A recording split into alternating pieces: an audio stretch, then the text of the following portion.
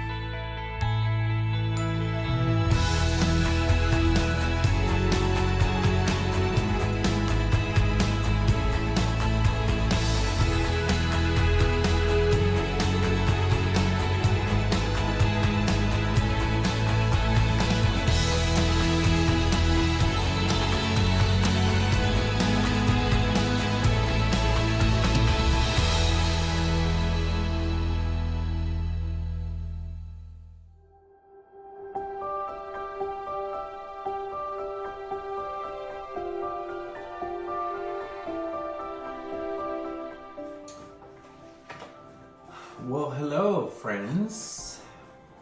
Hello, Today everybody. we are celebrating Douglas' first official published book. Yes, this is my first children's book Yes. that I've written and illustrated. Illustrated, written and illustrated by Douglas Moore. Yeah. It's beautiful. Thank you. I like the colors. Right away when I see the cover, I Think Easter? of Easter. Yeah. So, I have a lot of questions. Oh, okay. I think all of our followers would like to know what inspired you to come up with this book. Well, okay, so I've been writing for a while. I never did anything with it, and I actually wrote a children's book back when I was in my 30s, and it was entitled The Little Wolf in His Blue Suede Shoes. Which is the next one. Yeah, but I have right? to, the only thing I have to think about, because I incorporated the song by Elvis, Blue Suede Shoes, into the story, so I got to find out about copyright and all that other stuff. But Can you write your own version of the song? I don't know. I'll see. It's something I haven't, it's been 20 years. So it's just been sitting on a shelf. And that was my first one that I actually wrote. And when I was a teacher, they had me perform it at school and read it to the kids. And it was cute. I did the illustrations and everything, but it was very, what's the word? It was like a rough draft, right? It wasn't a finished product. Well, this one I'm super proud of. So why Renaissance? Yeah, well, okay, so as many of you know, we joined a church back in June, and it's First United Methodist Church of Plano. And Which we are just so happy with this church and the members. It's just like, it's been an awesome experience. yeah, we love it. We really do. I wasn't raised really in a church. I went a little bit when I was a kid. My mom took us to a Presbyterian church, but then we didn't go, and I wasn't really raised in a church. I know you were. I did, and honestly, I think when you're a teenager, you just don't know any better. But I think times are very different now. Yeah. Me as a teenager, especially being gay, and then just going to church, which you happen to be a Baptist. Yeah.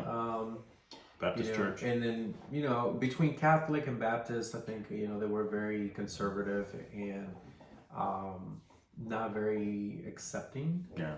And so that whole thing, was just very, very weird and uncomfortable. But I think times are very different. And so just going back to church, I didn't have any high expectations, just because of my past experiences. But it's been really great to see how welcoming this church is. And they're focusing more about being just kind to all kinds of people and not judging.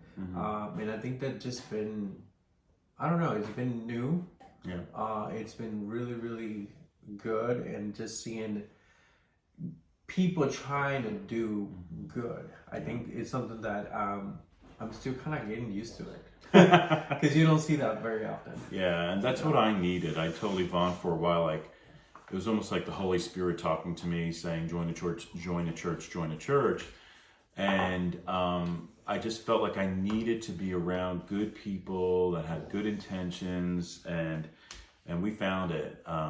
We love our church. So Renaissance, yes. So let's get back to the story. So why did I write the story? So being part of that church, I started thinking, because I am part of the Ignite Youth Council, and I started thinking about kids again, even though I'm retired from teaching, but I started thinking about kids, and I was thinking, what is important that kids should learn from the Bible? So I did some research and came up with these 5 things: believe and love God. Number 2, put others before yourself. Number 3, tell the truth. And then it was also seek wisdom and do the right thing. And so those are the 5. And so I thought, what am I going to do with this 5? And it's something just said, write a children's book. So these characters popped in my head. If many of you might know the lead singer of REO Speedwagon, I saw an interview with him recently, and he said something, and it clicked with me, where he said that once creativity hits you, you need to jump on it. So there was one of their songs that was very popular back in the early 80s, and the melody came to him in the middle of the night. So he got up out of bed and he wrote that melody down. He started playing it on piano. So it was kind of like the same thing with me with this story. Like, it popped into my head. I started writing things down, and I started painting. So all these illustrations that are in the story are actually paintings. They're watercolor paintings that Yvonne, because he's the technical one, that he was able to put in a program on the computer. And so these are actually right here, watercolor paintings. And the very last page, which I love, and actually, you know, when I read this story, I always shed a tear at the end. And I'm not going to give the story away or anything like that, but I always get a tear in my eye when I read the ending. But this page right here, as you can see, this is the painting that I did. Right. So we incorporated that as the last page in the story. Which it was interesting, because before you wrote the book, you painted this painting, right?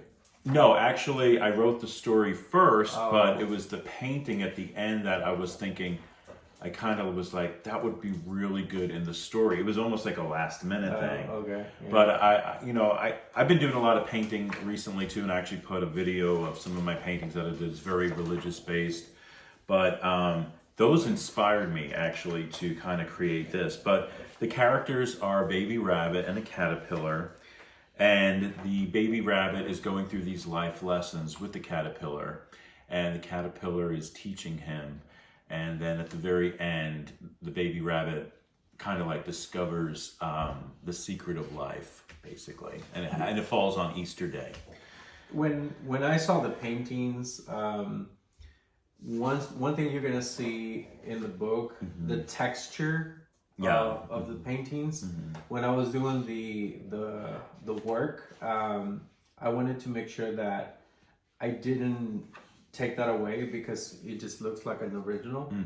And so that's why on each page, whenever you see the painting, you can see the texture of your painting. Yeah. Which I thought it was really cool. The one that really has texture on it is the acrylic one, and that's the ending one. This is that painting right here. That's why we have this, if you could see it on camera.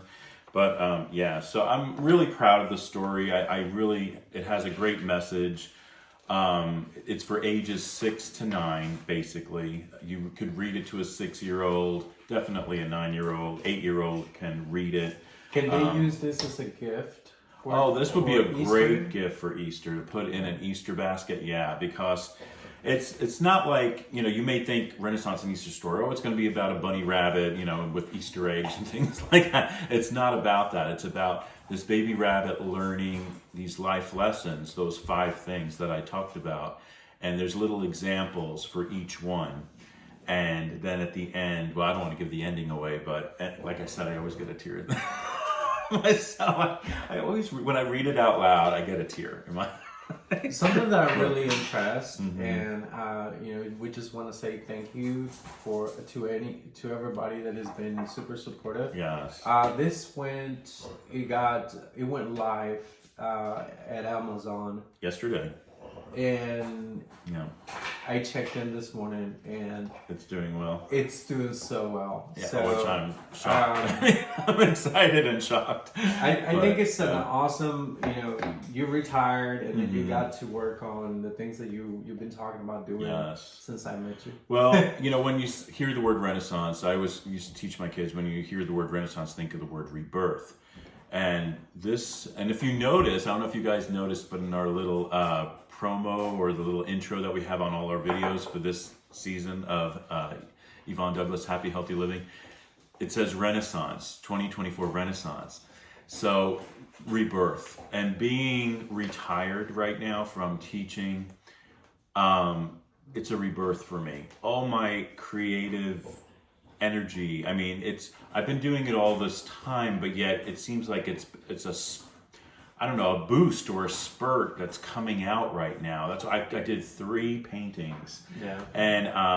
And then finished writing, I should say, this children's book, because I actually started thinking about it when I was still teaching. But December, January, February, less than 3 months. Yeah, basically, yeah. Yeah. And so, going through the writing process, there's revision, and editing and things like that. But I'm ready for the next one. He's pushing me to write the next one already. I said, it has to come to me. This one came to me. That's why I'm very proud of this one, because this all popped into my head just like that. And I really love this story. And I think it's great for kids. I really do. So if you have... This is a great gift. Yeah. So if you have kids, if you have kids in your life, nephew or grandchildren, or so this would make a really, really great gift. I'm proud of it.